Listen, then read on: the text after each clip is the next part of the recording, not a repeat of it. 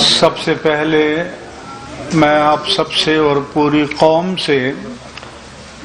التجا کرتا ہوں کہ ہماری مسلح افواج کے جو جوان دفاع وطن میں شہید ہوئے، ہماری پولیس کے جو جوان اپنا فرض منصبی ادا کرتے ہوئے شہید ہوئے، تحریک لبیک پاکستان کے جذبہ محبت رسول سے معمور جو نوجوان شہید ہوئے، یا رب العالمین ان تمام شہداء کو اپنی بارگاہ عالی میں مغفرت کاملہ نصیب فرما، ان کو اور ہم سب کو آخرت میں شفاعت سید المرسلین نصیب فرما، اور ان کے لواحقین، متعلقین اور اعزاء کو صبر جمیل اور اس صبر پر اجر عطا فرما، اور ریاست سے اپیل ہے کہ ان کے پسماندگان کی کفالت کے لیے کوئی انتظام فرمائیں۔ اس کے بعد میں میڈیا کے دوستوں کا شکریہ ادا کرتا ہوں کہ وہ خیر کے فروغ کے لیے ہمارے ساتھ، پوری قوم کے ساتھ، ملت کے ساتھ تعاون کریں گے اور تمام معاملات کو مثبت رنگ میں لیں گے۔ تحریک لبیک پاکستان کے دھرنے سے جو صورتحال پیدا ہوئی، اس سے عہدہ برا ہونے کے لیے وزیر اعظم پاکستان نے حکومت کی جانب سے ایک انتہائی سنجیدہ اور ذمہ دار 3 افراد پر مشتمل اپنی کمیٹی قائم کی۔ محترم جناب شاہ محمود قریشی صاحب وزیر خارجہ پاکستان، محترم جناب اسد قیصر صاحب اسپیکر قومی اسمبلی، محترم جناب علی محمد خان صاحب وزیر مملکت برائے پارلیمانی امور، اور اس کے ساتھ ساتھ تحریک لبیک پاکستان کی شورا کی نمائندگی جناب مفتی محمد عمیر الازہری، علامہ غلام عباس فیضی اور حافظ محمد حفیظ صاحب نے کی۔ میں وزیر اعظم کا شکر گزار ہوں کہ انہوں نے جو کمیٹی قائم کی اس کو امپاور کیا، اس پر پورا اعتماد کیا، اور انہوں نے بھی نہایت متانت اور سنجیدگی سے اس مسئلے کے حل کرنے میں اپنا کردار ادا کیا، اور اسی طرح سے ایسا ہی رویہ تحریک لبیک پاکستان کی شورا کی طرف سے ہمیں ملا، اور جو معاہدہ قرار پایا اسے تحریک لبیک پاکستان کے امیر حافظ سعد حسین رضوی کی بھی تائید و حمایت حاصل ہے۔ یہاں پر میں یہ پوری قوم سے گزارش کرنا چاہتا ہوں کہ یہ کسی کی فتح یا شکست نہیں ہے، یہ پاکستان کی فتح ہے، یہ اسلام کی فتح ہے، یہ حب الوطنی کی فتح ہے، اور یہ انسانی جانوں کی حرمتوں کے تحفظ کی فتح ہے۔ یہ بھی میں قوم کو بتانا چاہتا ہوں کہ یہ مذاکرات کسی جبر اور تناؤ کے ماحول میں نہیں ہوئے، سنجیدہ ماحول میں، ذمہ دارانہ ماحول میں اور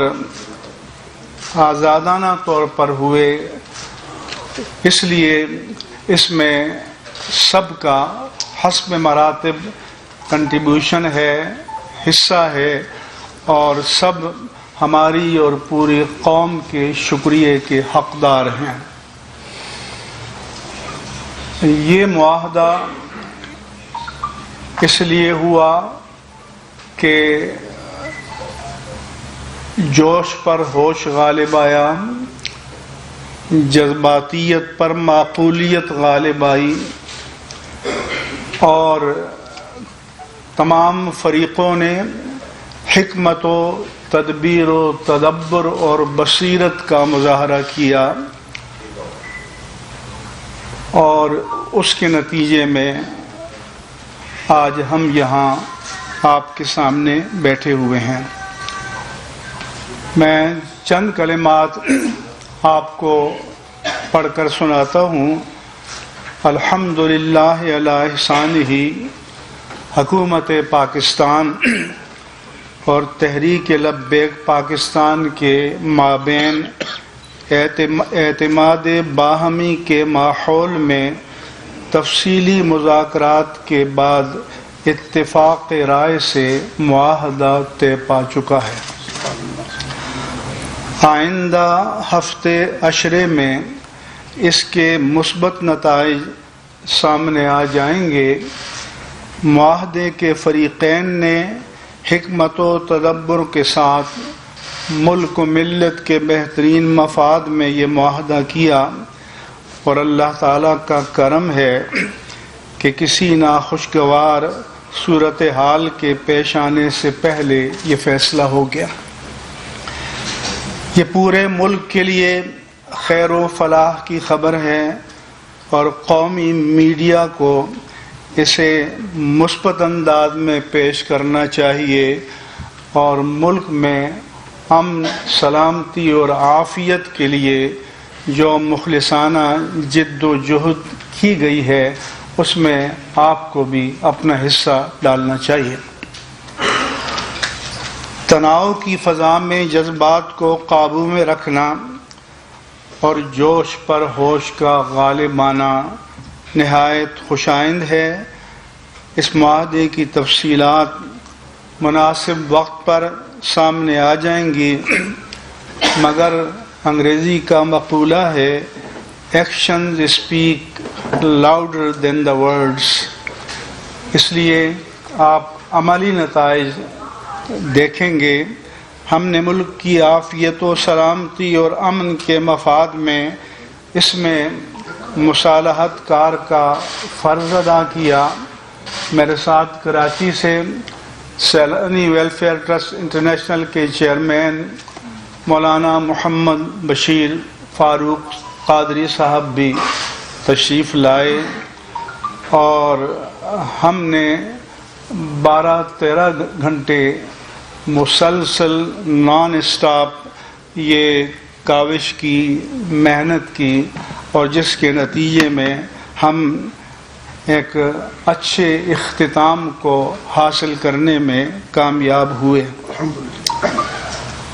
ہم نے ملک کی عافیت و سلامتی اور امن کے مفاد میں اس میں مصالحت کار کا فرض ادا کیا۔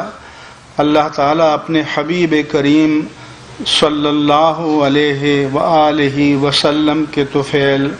ملک کو اس کے بہتر ثمرات نصیب فرمائے۔ اس معاہدے کے نتیجے میں ایک اسٹیئرنگ کمیٹی بنائی گئی ہے کہ جو اس کی نگرانی کرے گی۔ وزیر مملکت برائے پارلیمانی امور جناب علی محمد خان صاحب اس کے سربراہ ہوں گے۔ جناب راجہ بشارت صاحب وزیر قانون پنجاب، سیکریٹری وزارت داخلہ حکومت پاکستان اور ہوم سیکریٹری صوبہ پنجاب بلحاظ عہدہ اس کمیٹی کے رکن ہوں گے۔ تحریک لبیک پاکستان کی طرف سے مفتی غلام غوث بغدادی اور جناب انجینئر حفیظ اللہ علوی اس کمیٹی کے رکن ہوں گے، اور انشاءاللہ تعالی یہ آج ہی سے فنکشنل ہو جائے گی اور فعال ہو جائے گی، اور یہ معاہدہ اس طرح کا نہیں ہے کہ دوپہر کو دستخط کیے جائیں اور شام کو ٹی وی پر کہا جائے کہ اس کی کوئی قانونی حیثیت نہیں ہے۔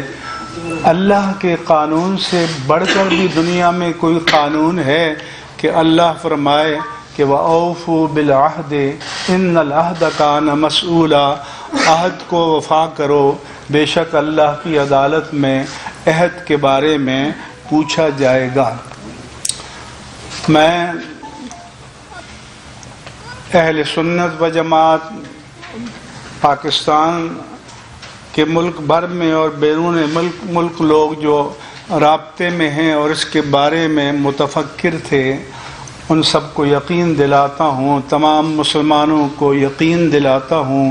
کہ انشاءاللہ تعالی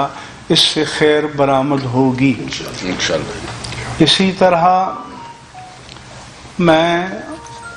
بعض دینی سیاسی جماعتوں نے، ان کے سربراہان نے مجھے ٹیلی فون کیا اور کہا کہ آپ جب اور جہاں کہیں گے منصفانہ مقصد کے لیے ہم آپ کے شانہ مشانہ کھڑے ہوں گے۔ میں ان کا بھی شکریہ ادا کرتا ہوں۔ حکومت کی صفوں میں جنہوں نے معقولیت کا مظاہرہ کیا اور جنہوں نے طاقت کے استعمال سے احتراز کرنے کا مشورہ دیا، اور حزب اختلاف میں جنہوں نے یا حکومت کے اتحادیوں میں جنہوں نے طاقت کے استعمال سے گریز کا مشورہ دیا، میں تہہ دل سے ان سب کا شکریہ ادا کرتا ہوں۔ ہمارے میدان صحافت کے تجزیہ کار ہوں، کالم نگار ہوں، دیگر حضرات ہوں جنہوں نے معقولیت کا مشورہ دیا، میں تہہ دل سے ان کا بھی شکریہ ادا کرتا ہوں، اور ان سب حضرات کی تائید اور کوشش سے یہ ماحول پیدا ہوا۔ میں میڈیا کے دوستوں سے گزارش کرتا ہوں کہ ایک دو دن اگر آپ کی دکان پہ مندی ہو جائے تو ملک و ملت کی خاطر، اس پیارے پاکستان کی خاطر اس کی قربانی دے دیجیے گا، اور منفی کھود کرید میں پڑھنے کی بجائے مثبت پہلوؤں کو سامنے لانے کی کوشش کیجیے گا، کیونکہ اس پاکستان کی سلامتی، اس کا امن، اس کی عافیت اور اس میں انسانی جانوں کا، املاک کا، آبرو کا تحفظ جس طرح حکومت کی ذمہ داری ہے، میری بھی ہے، آپ کی بھی ہے، ہر ایک کی ہے، اور جو جتنا اختیار و اقتدار رکھتا ہے اس کی سب سے زیادہ ہے۔ ہر ایک کو معلوم ہے کہ حکومت کے پاس طاقت بھی ہوتی ہے، ادارے بھی ہوتے ہیں، اس لیے جو لوگ بار بار یہ یاد دلانا چاہتے ہیں تو کیا وہ لوگوں کو احمق سمجھتے ہیں کہ ان کو اتنی بات بھی نہیں معلوم کہ حکومت کے پاس طاقت ہوتی ہے؟ لیکن پاکستان کے آرڈیننس فیکٹریز میں جو گولیاں اور اسلحہ بنتا ہے وہ اپنی قوم پر چلانے کے لیے نہیں، وہ داخلی اور خارجی دشمنوں کے خلاف استعمال کرنے کے لیے بنتا ہے۔ کسی بھی حکومت کے لیے طاقت کا استعمال اپنے عوام کے خلاف کوئی باعث افتخار نہیں ہے، اس کو ہمیشہ اور ہمیشہ زیرو آپشن پر رکھنا چاہیے، اور ہمیشہ مکالمہ اور مذاکرات کی طرف آنا چاہیے۔ اور آپ جانتے ہیں کہ اگر 90 ڈگری میں کھڑے ہو جائیں دونوں تو مسئلے حل نہیں ہوتے۔ ملک کی خاطر، عافیت کی خاطر، سلامتی کی خاطر تھوڑا بہت ہر فریق کو ایثار سے کام لینا پڑتا ہے۔ اچھی بات ہے کہ وعدہ ہو گیا ہے یہ، لیکن اس سے پہلے بھی کافی سارے معاہدے ہوئے ہیں، تو کیا سمجھا جائے؟ سر ٹھہر جائے کل آپ کی پلیز۔ سن لیا آپ کا سوال. اس سے پہلے ہم ماضی کو بلا کر بیٹھے ہیں اور ہمیں یقین دلایا گیا ہے اور ہم ذمہ داروں کی یقین دہانی پر آپ کو یقین دلاتے ہیں کہ انشاءاللہ تعالی اس پر لفظاً و معناً ان لیٹر اینڈ اسپرٹ عمل کیا جائے گا. ٹھیک ہے، بس ایک سیکنڈ ٹھہریے.